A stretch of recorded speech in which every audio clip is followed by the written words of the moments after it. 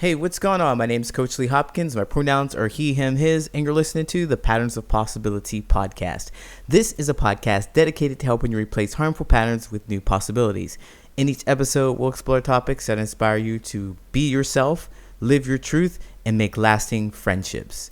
In this episode, I have an interview with you, and this interview is over a year old, but it has aged pretty well, honestly, and I can see where I have gone right with selecting my interview guests. I'll pat myself on the back, behind the scenes, pat, pat, pat. But we talk about building connection and community through this app, this Uchi app that he's created. But first, before we start talking about the Uchi app, we talk about the process that he has gone through, the self-discovery, to learn why this app was necessary and how it solved a particular problem about being heard and understood in his life. So I hope that you enjoyed this episode. Thanks so much for listening. Hey, what's going on? My name's Lee Hopkins. My pronouns are he, him, his, and you're listening to the Patterns of Possibility podcast. This is a podcast dedicated to helping you replace harmful patterns with new possibilities.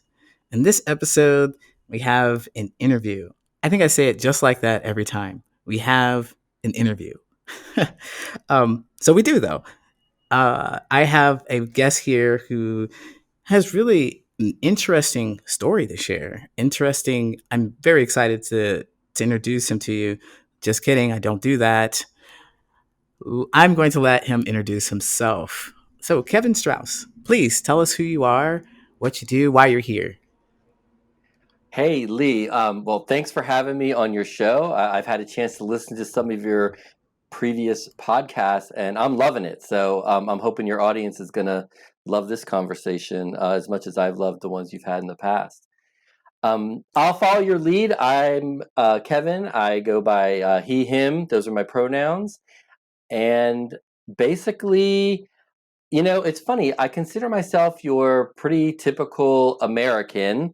Um, you know, college and grad school and work and all. But within all of that, I think my life has really been driven by just curiosity, and whatever topic that covers and whatever I can dig into, I just follow that path. And it's led to a lot of different places, from biomedical engineering to triathlon to emotional health and connection.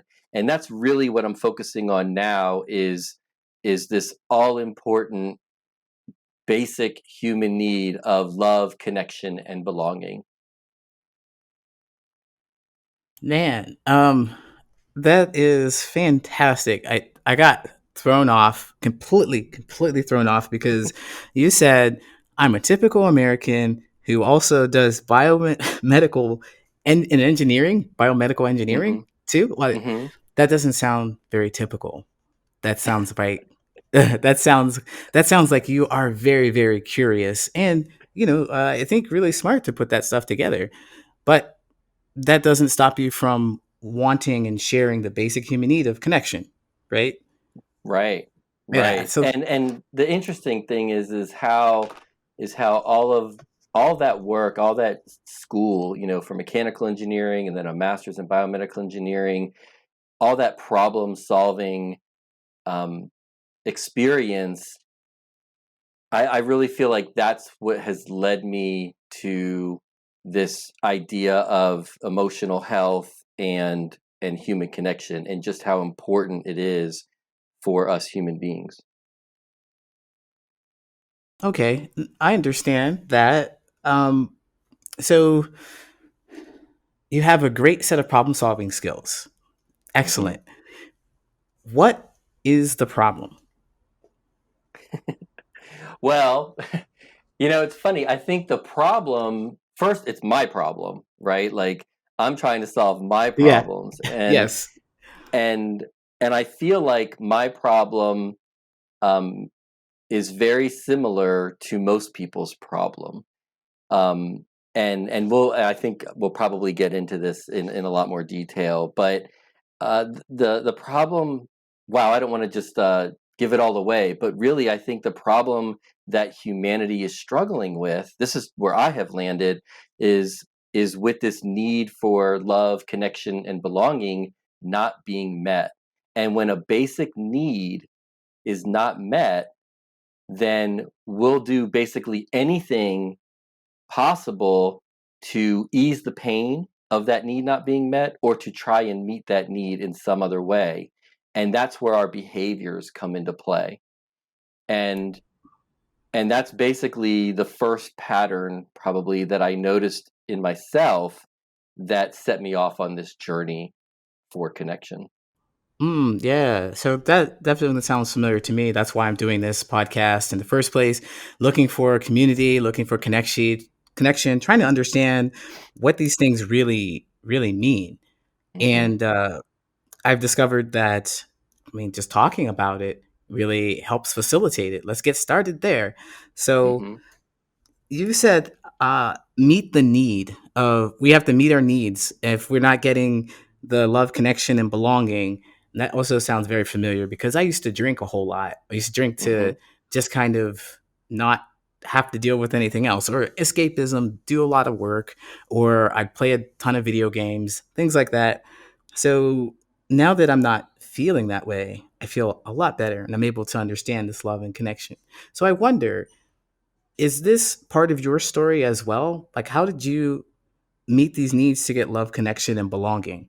What did you end up doing to fill that gap? So, well, a lot of different things. Thankfully, my behaviors were not the obvious destructive behaviors. Mine tended to be more on the extremely constructive side of the coin.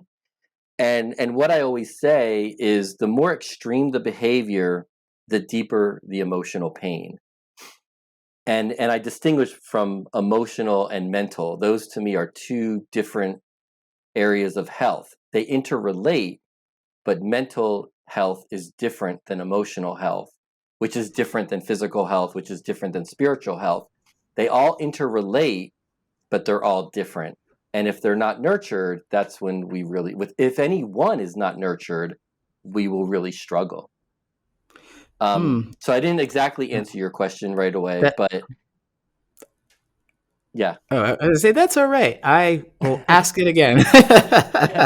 Yeah. Oh, so it was it was what were my behaviors, or how did I deal Yeah. with my unmet need, 'Cause- right? yeah, because yeah, I'm super curious. You said not obviously destructive, but it's more productive. So I want to hear what that is.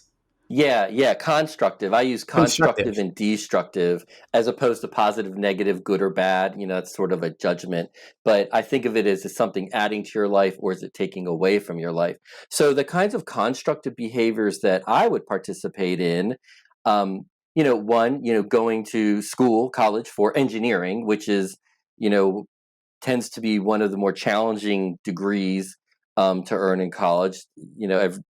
That's all subjective, but um, from what people tell me, and then going on for biomedical engineering, taking it a step further, and then within my career, it's all about um, results because the more results I have, the more value I feel like I'm bringing to the world, and the more valuable I am in the world, the more I'll be loved. It doesn't exactly work like that, but Hmm.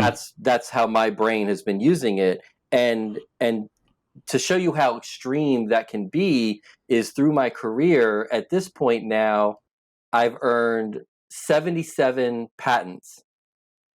And patents are not a Wow. like, oh, I'll just go get a patent tomorrow. That's it, it doesn't just happen, like you're buying, a coffee at the Starbucks or something.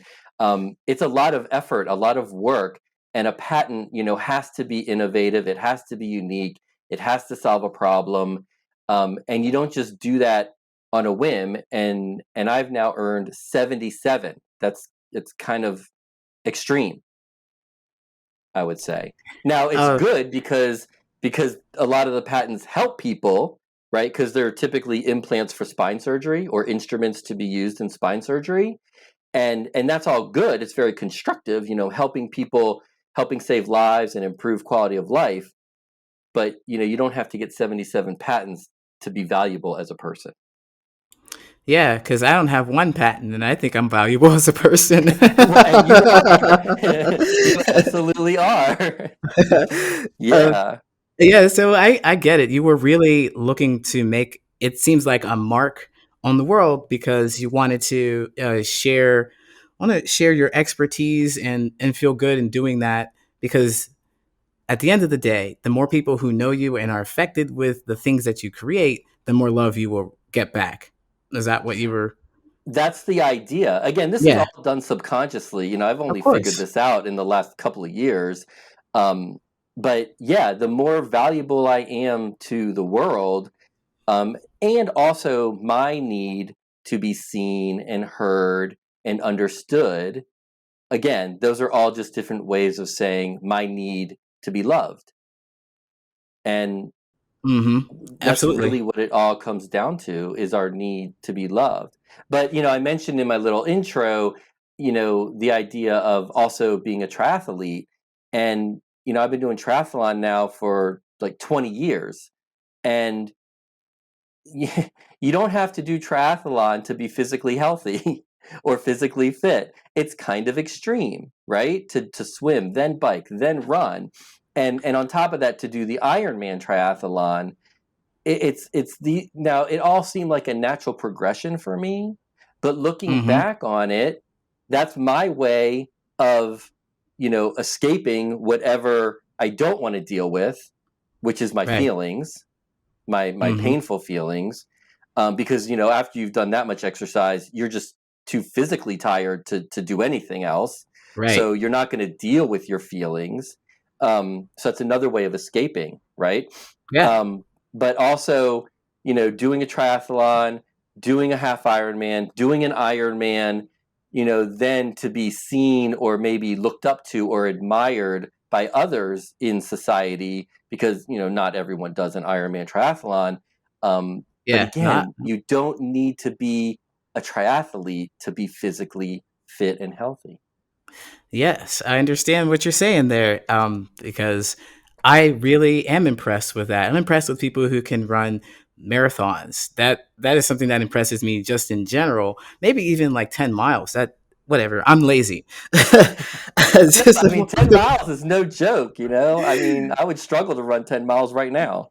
Yeah, so you had the right idea. I mean, what you went to accomplish, it worked. So the idea was to be admired by people, and you got that done because people admired the fact that you did this. You have all these patents. You're really smart. You've put your mark on the world, but somehow it didn't seem to be enough. So Mm-mm. when did you discover that, or what did it look like when you found out that wasn't enough?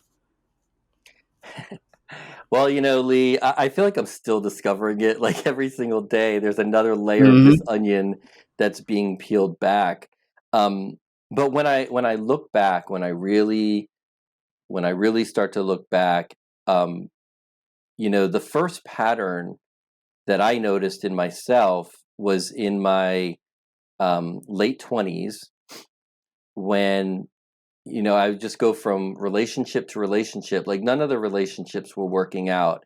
And being a problem solver engineer that I am, it's like, what's going on? Why do I keep, ending it with Hmm. one woman after the next? And where I landed on that was self-esteem. I noticed that I kept breaking up with women because of their low self-esteem. I couldn't deal with it. It was the typical obvious kind of stuff like, oh, do I look fat in this dress? Oh, what do you want to eat for dinner? I'll do whatever you want to do. And I'm like, just, if I'm with you, I'm attracted to you. So whatever you look like, I'm into it, whether you think you're fat or whatever, I'm into it, whatever you are. But it Yeah. keeps coming up, and then someone who's just so wishy-washy and doesn't want to make a decision just kind of drove me crazy. Yeah, Well, that was back. Mhm. I can imagine too because you are the guy who gets stuff done. You decide you're going to do a thing and you go do it, and you do it to the extreme. So if they can't even get started, they can't decide which line to line up in to get started. it's got to Right. be really frustrating. Yeah. Yes, yes, it is exactly. So I would break up, Hmm. and then as I started looking into self-esteem more and more, um, it occurred to me that, well, it's not just women who struggle with low self-esteem, it's also men who struggle with low self-esteem. It just presents differently. For a woman, it might be like, oh, I'll do whatever you want to do, um, or do I look fat in this dress, that kind of thing. And for a guy, it might be like, peeling out at a stoplight, or revving the engine, or bragging about how much money or how big their muscles are. Those are all signs Hmm. of low self-esteem. It's an insecurity about themselves. Hmm. Okay, Definitely. so now we're at this self-esteem mark, right? So then another pattern, I'm trying to keep with your theme, but another pattern that I noticed, and this was back, again, around the same time. Another pattern I noticed was that most conflicts seem to be occurring when one or both people were not sharing how they truly felt or what they truly thought. And as I started to observe conversations or conflicts and arguments, it just seemed to keep coming up time and again, time and again. So I have to And ask you right here. I have to ask you right mhm. here because I feel like we skipped over what you Okay. discovered in the relationship. So I Oh, understand that you okay. discovered, that low self esteem for the women, but when Hmm. did you decide that I'm going to do something different? Yeah. So it relates to the conflict story as well. Gotcha. And well, the funny thing is that pretty much, according to my brain, pretty much everything relates back to love, connection, and belonging.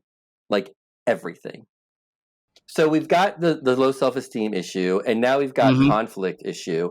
And as part of my job as an engineer at this particular company I was working at, we were charged with identifying problems, in society and community and health, and and solving them, doing research. And this research was funded by NIH.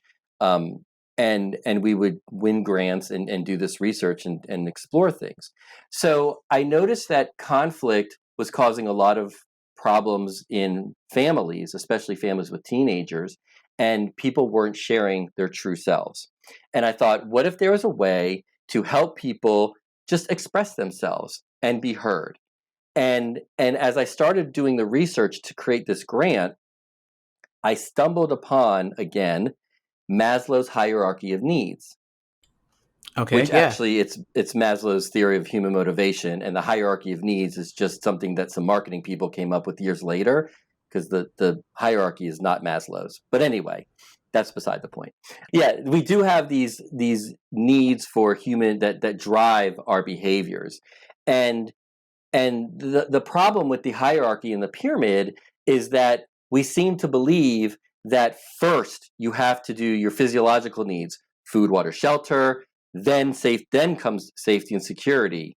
But if your food, water, shelter aren't met, then you can't move up to safety and security, and then you cannot move up to love, connection, and belonging, and you cannot move up to self-esteem, and then up to self-actualization. But that's actually not how Maslow describes it in his original paper. Oh, really? Yeah, you got to read the original paper, right, from 1943, which of Well, course I have on my phone. of course. Yeah. No, I'm not reading that. No, no, that's fine. I've done the work for you. Yeah, you've done the work, so I'm really excited to hear what you had to say. What did you Hmm. discover? So basically, we have all of these needs at the same time. One might be in the forefront, but they're all basic needs. So at any given time, you might be working on your self esteem, but then you might be working on your food and water. Then you might be working on your safety and security. Then you bounce back to food and water because you're hungry. Then you go up to love and connection. So they're all kind of intermixed, actually. So there's a little bit of hierarchy, but also they're intermixed, because the hierarchy Und- comes in when, if you're dead, right? If you don't have enough water for 3 days and you're dead, nothing else matters. So the other needs do not matter, Right, right? right. But and we've seen this time and again in TV shows, movies, our own lives, that we will easily forego food, water, sleep, when we get dumped by someone we really liked, or when Right. we have a horrible argument with a family member or a boss. Right. Right. So So now the we will emotional. forego our physiological need because of Mhm. that connection and love need. That makes sense. Yeah, because that's all broken. So nothing else really matters in the moment. It's just healing that Right. part of this. Yeah, that Healing makes that sense. part. So So if somebody's cutting off your windpipe, then your entire existence is about getting air. Like nothing else matters than air, you know? right. But if you've got air and you've got water and you've got food and you have a place to sleep and you've got shelter, which Mhm. most people have, which actually I know that's actually not true, but in a first world country, most people do have those basic needs for the most Right. part. I know there are Mhm. struggling areas, but for the most part, they have it. And Right. even though the reality is in the world, 80% of the world's population does not have enough food and water in a given day, Right. but it's the 20% that is self-destructing because their need for love, connection, and belonging is not being met. And then that's what drives their behaviors. Interesting. It's Interesting. not because they're mentally crazy and they're insane or they're mentally ill. You know, I can do all of my engineering and do all these patents and figure out all my nutrition and exercise routine and so on. But if I'm not feeling that love and connection, then nothing else really matters. The love and connection is what's driving most of my behavior, even though mentally I'm able to do all these complex cognitive processes. Emotionally, I'm hurting. Mhm. Essentially, you're doing the complex processes, but the goal of it is to get that emotional wellness or emotional health from it. And so you weren't able to do that. And also the physiological stuff that you running 1,000 miles and swimming a billion more, all that is part of it trying to get to that love and affection thing. Yes, Mm. it's doing all of these things to feel valuable and worthy of love, because inside I don't feel worthy of love. Oh yeah. Well, yeah, it's a work in progress. Yes. And I think that you'll be learning about yourself until you die.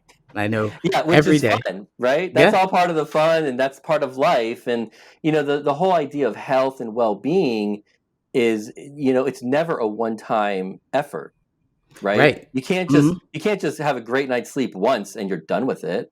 You can't just eat one meal, one really great healthy meal and Yeah. eat like garbage the rest of the day. No, like, and you can't just have a good connection with someone one time and think, oh, I'm emotionally healthy now. No, that's not how health works. Health is an ongoing process, and you're always ebbing and flowing with it.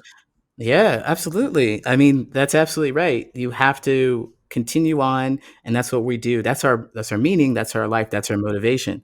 So I want to Hmm. ask you, I'm going to go back because I this is what I kind of put together, and I just want to run it by you because I was sticking with the story with your girlfriends and Yeah, stuff. we can. So Yeah. yeah, I was just curious. So well, what I put together was that no, you saw that they had low self esteem, right? Hmm. And but Hmm. you moved over to talking about how people don't share their feelings. So I Hmm. wonder, did your relationships explode because you decided one day that you were going to share all of your feelings at once because you were tired of all the are you this, are you that, can you make up your mind? Like, here's all my feelings about all those things at once. Um, you know, I think I really just kind of avoided that altogether, and I just ended the relationship. Wow. Did you ghosted her? I'm sorry, that's Well, terrible. I mean, back then there wasn't that wasn't even a thing Oh, back oh in yeah. 1997 or something, but um, Gotcha.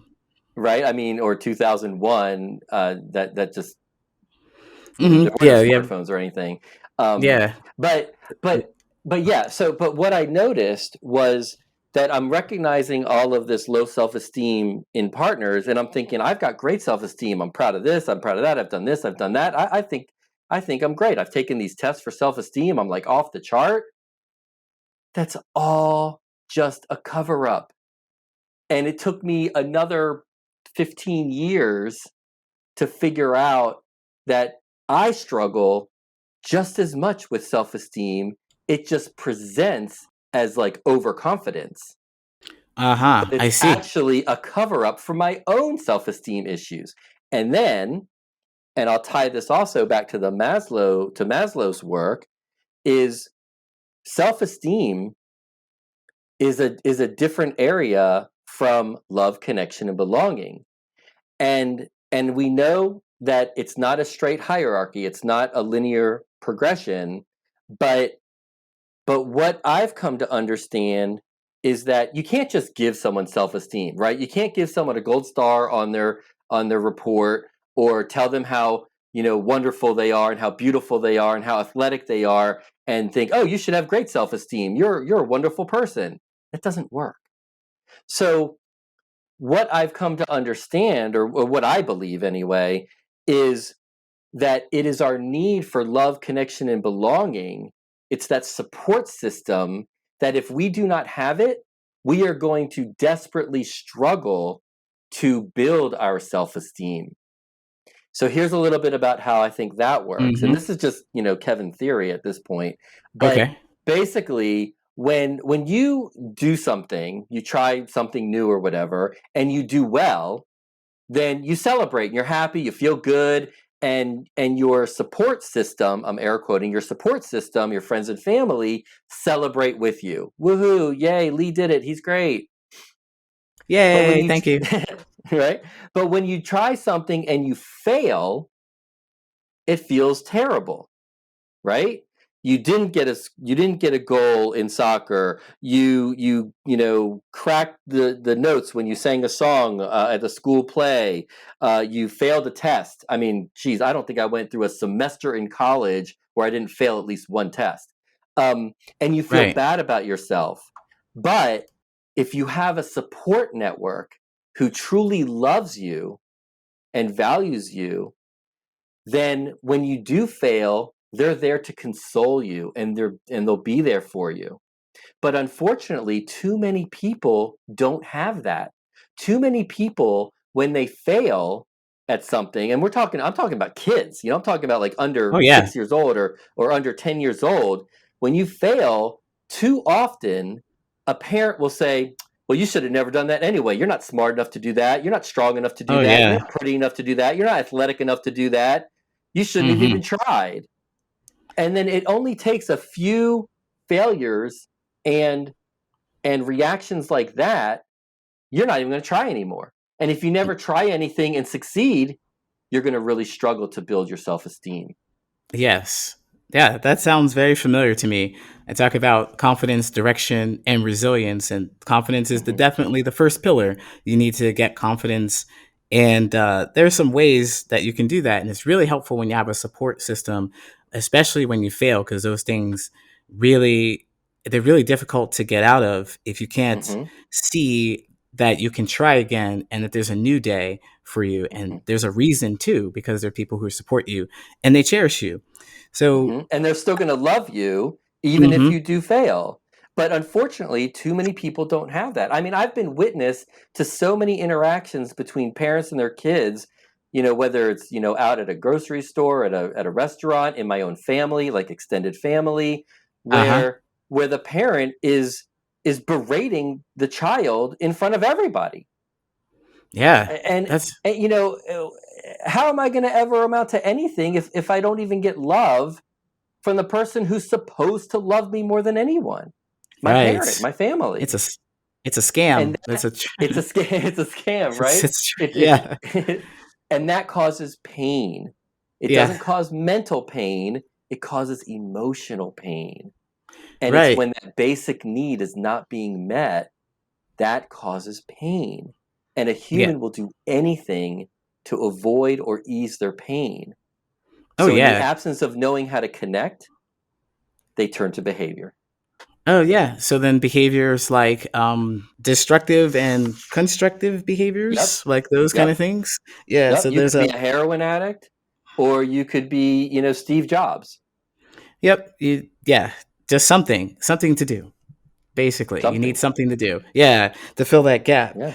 So then Yes. you've noticed all these gaps in communication or opportunities to help people communicate.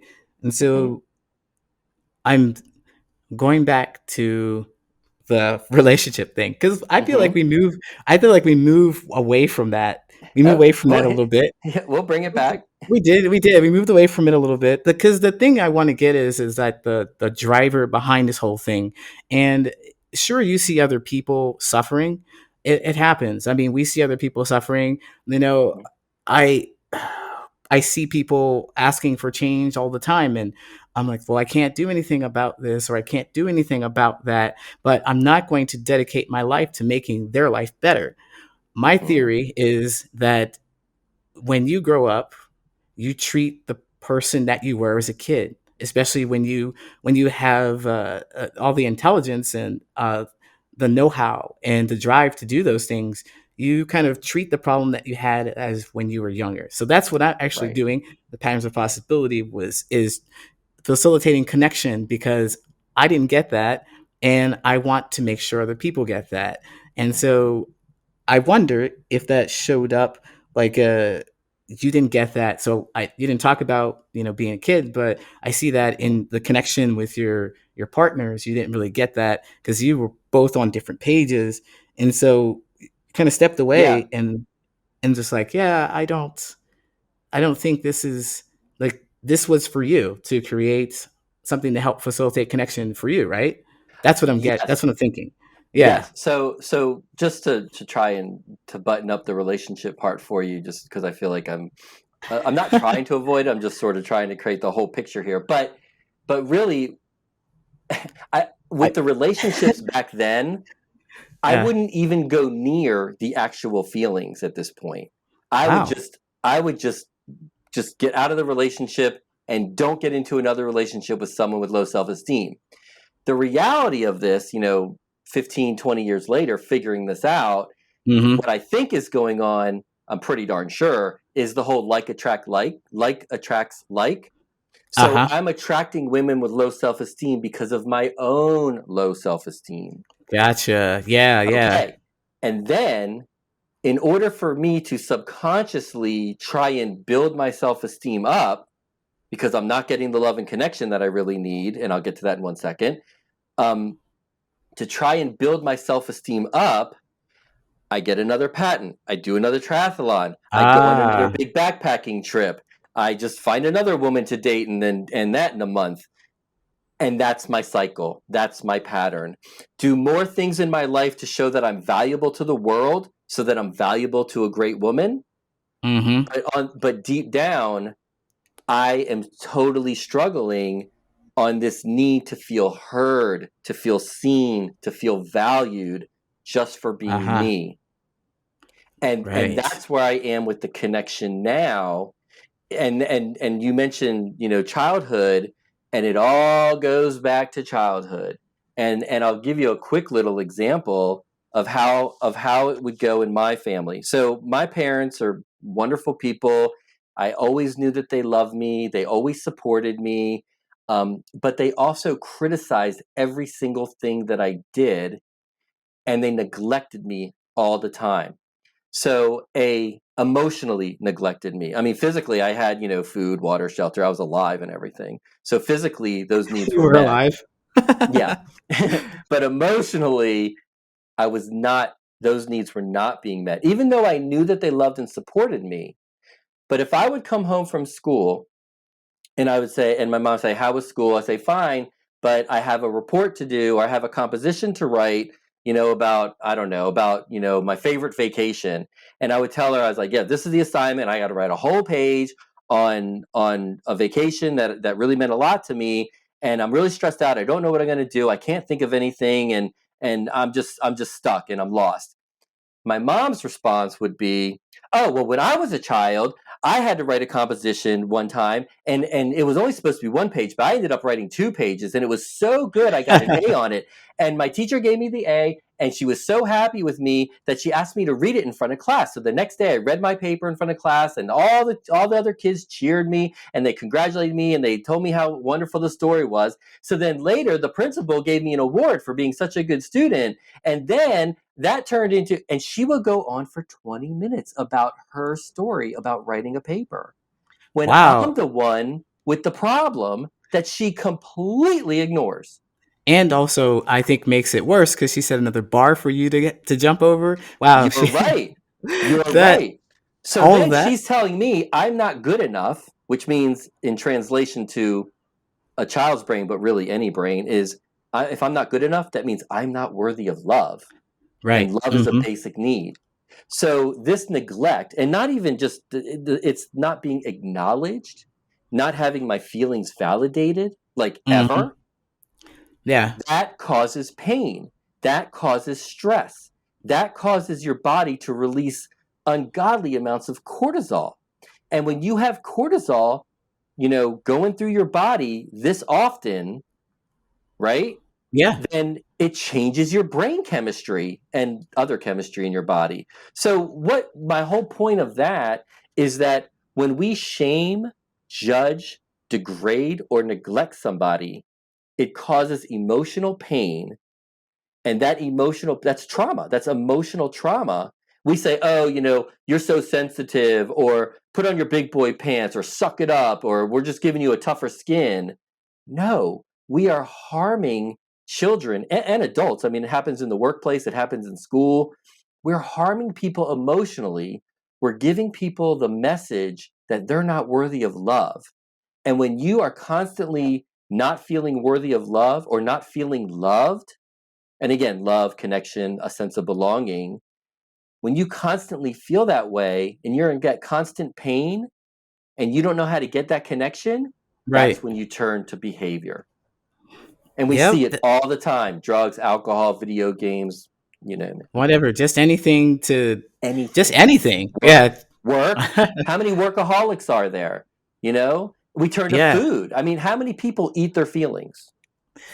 Um. Many. Like, yes. I'm like, yeah. I feel like I'm being attacked here. But No, I I'm want to go back. empathizing. I'm empathizing. Yeah. No, yeah.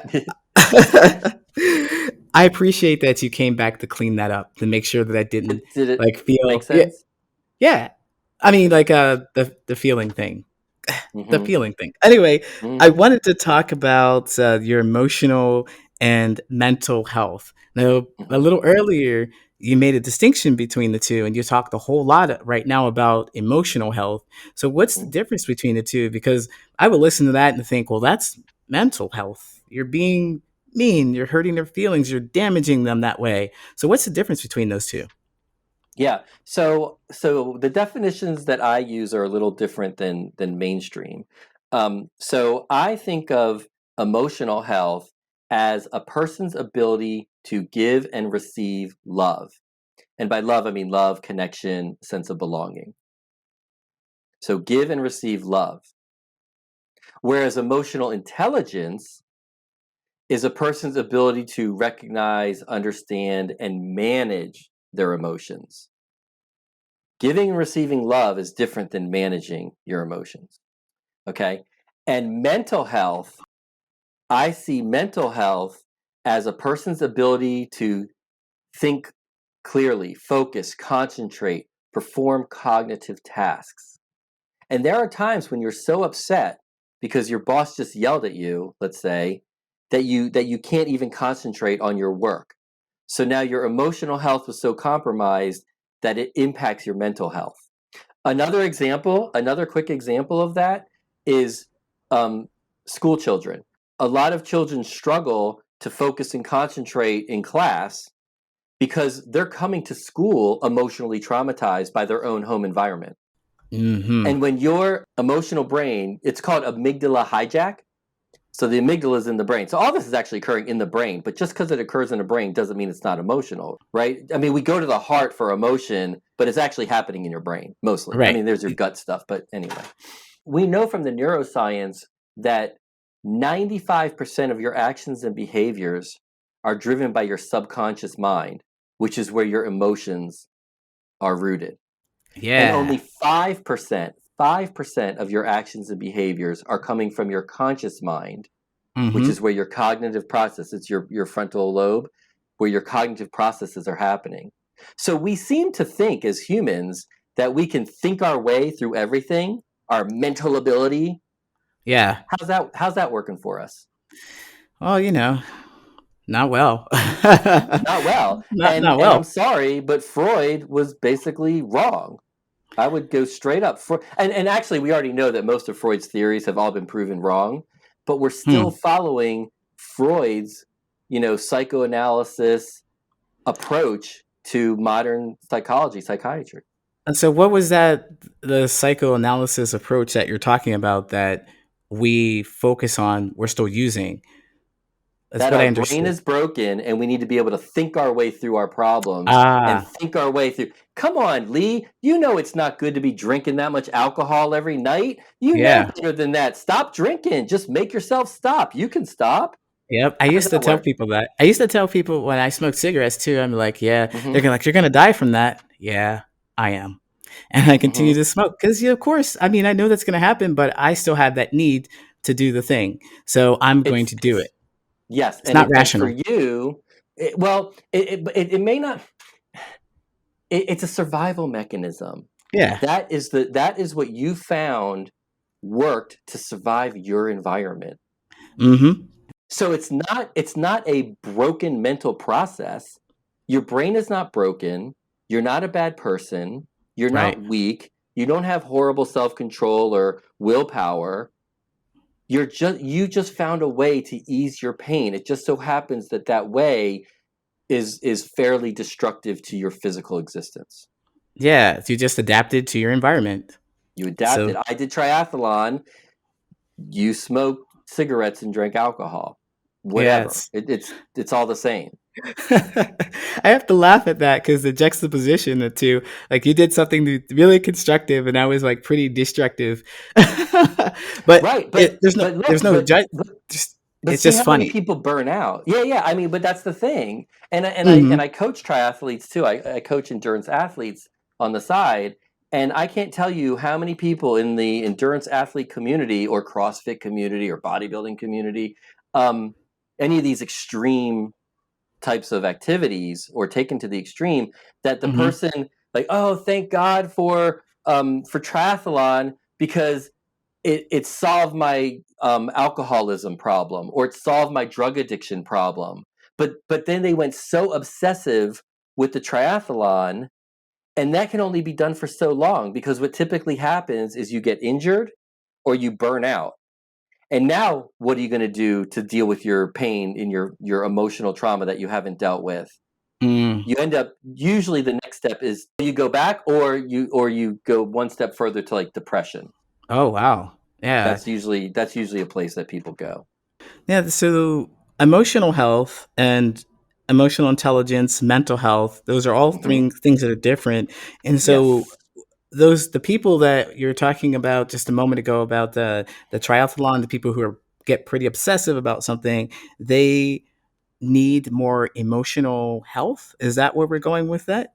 Or They need to nurture their emotional health. Just like they would nurture their physical health with another workout, they need to nurture their emotional health. And that is something that we don't do as humans. so then how would we do that? How would we go about doing that?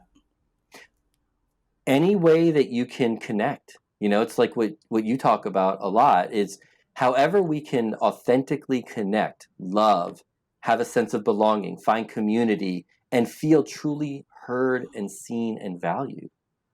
Yeah.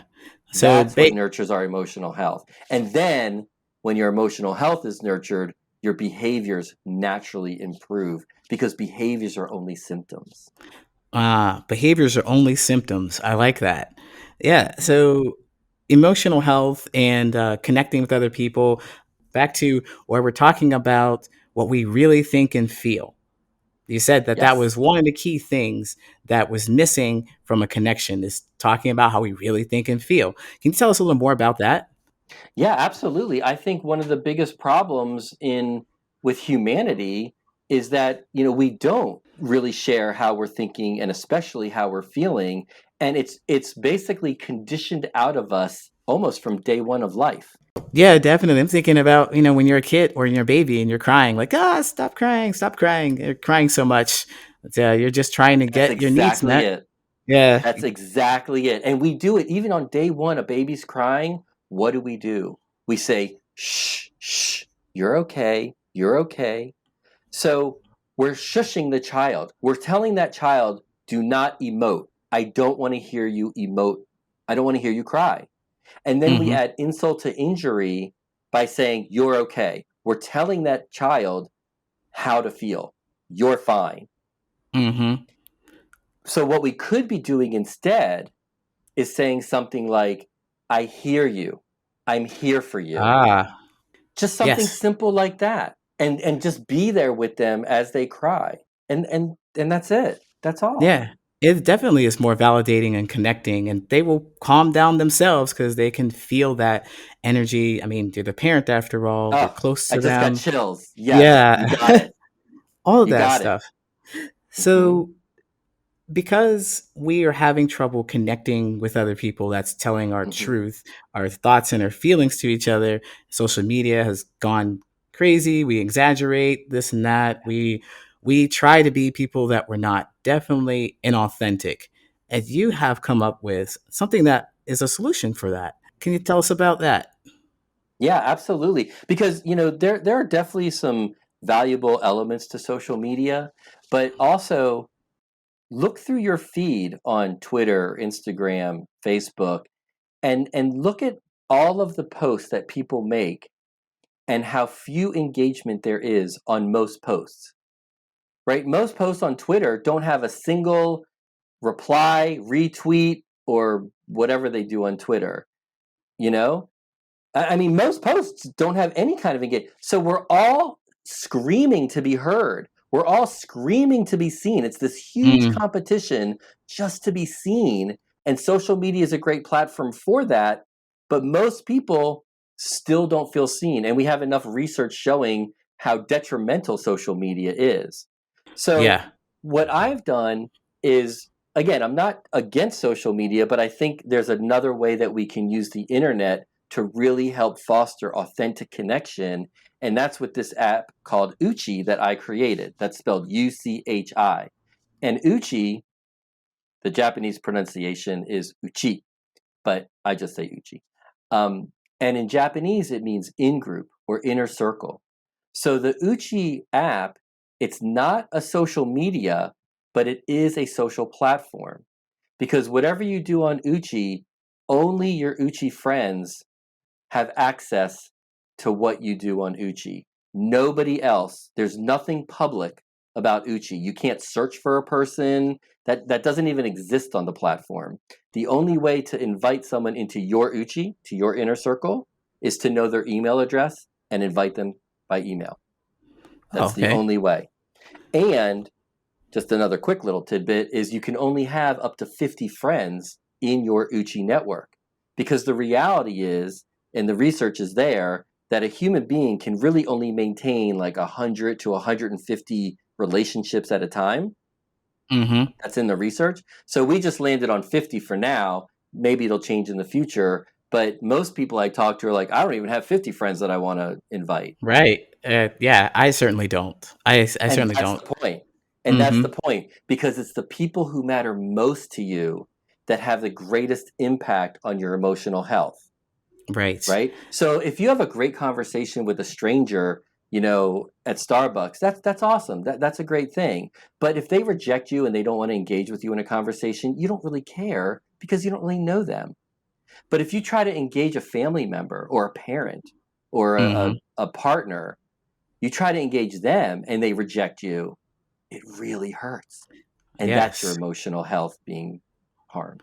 Right. So then what do we do about that on Uchi? So you talk about us being closer and connected, more intimacy, then Hmm. how do we connect with each other on that? I send my Yeah. friend an email, they respond, and then what happens? What do we do? Right. So the email sent through the app. So basically, the app is all about making conversations easier so you can dig into whatever these topics are to have deeper conversation about real topics. So what we've done is we create this huge database of questions, and you just get on the app and you answer questions in any order, any topic, however you want to do it. There's no order. It's not therapy. It's not some strict way to go through it. You just pick questions and you answer them, and they cover all kinds of topics. And then your friends answer questions, and then you read each other's answers. And now we're both on the same page because we're talking about the same topic. It's the same question that we're answering.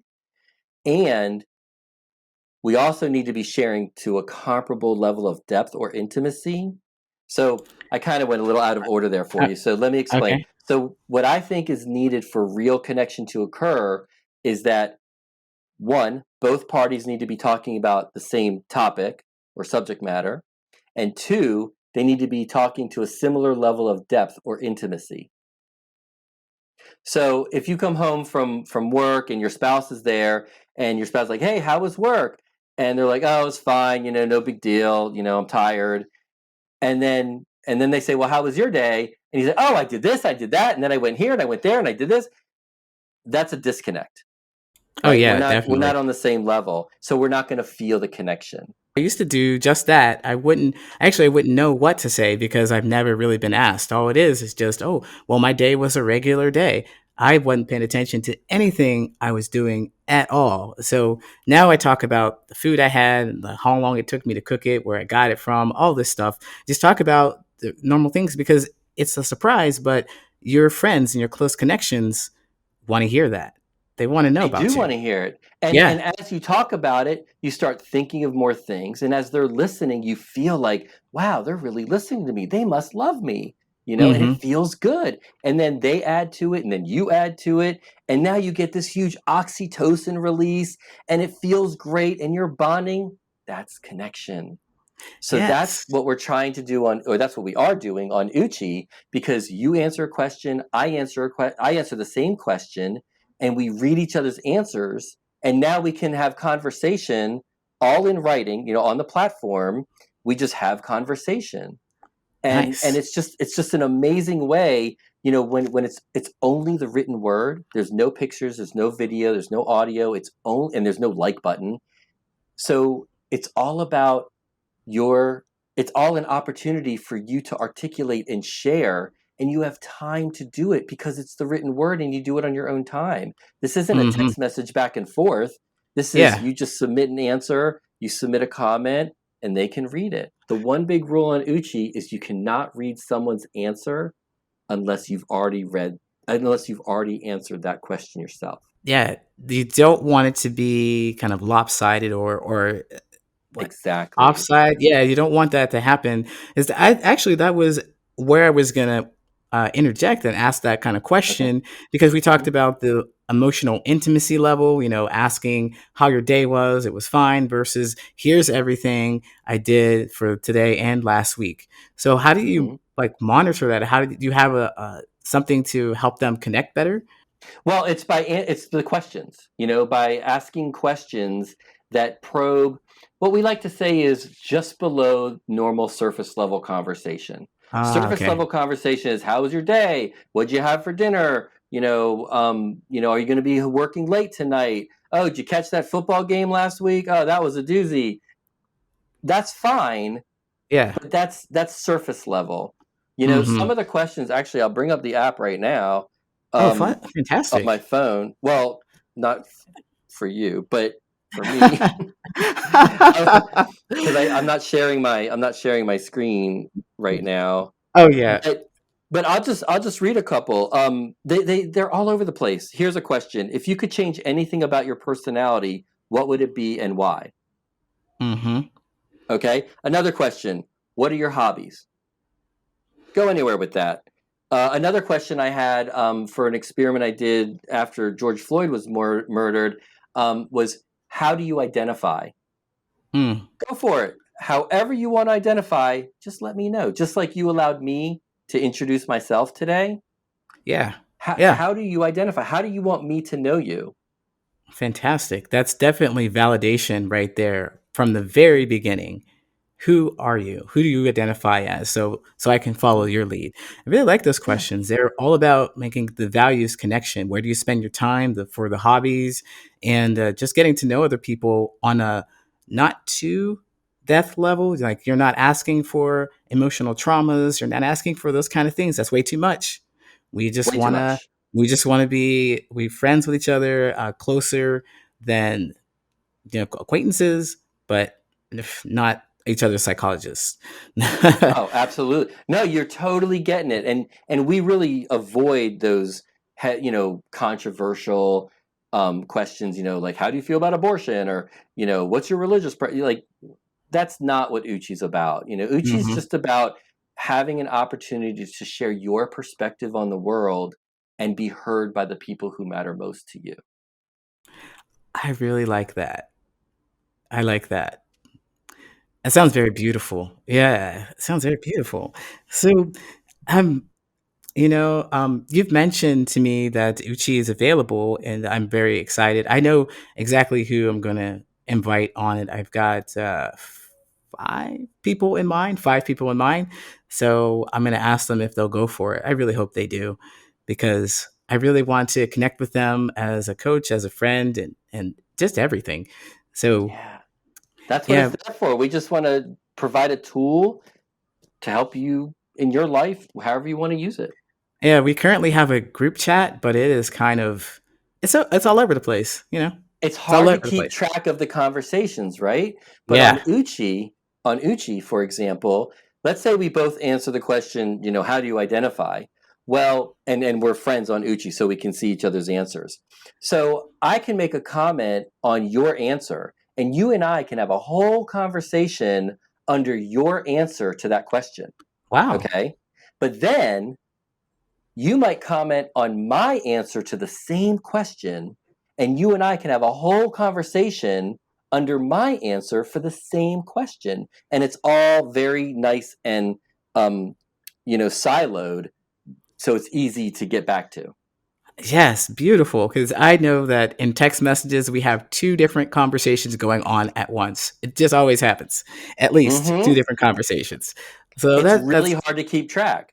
yeah, it's very precise and it really shows exactly, um, like one side or one person's point of like it doesn't get mixed up and between your ideas and their ideas. It's very clear what they expressed and what you expressed.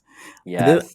You also mentioned that this app is for coaches. I just mentioned coaches and other things, so it's for more than just individuals as well. There's other uses for it. Yeah, absolutely. So Uchi is a free app available on, Apple and Android. Um, Download today. It's purple icon with a U. That's the little, you know, app icon. So it's free for you to use as much as you want. Go for it, right? But if you want to come up with your own questions for people that you're working with, now the people that you're working with could be your family, it could be your clients as a coach, it could be your students if you're a teacher, it could be your employees if you're a manager, right?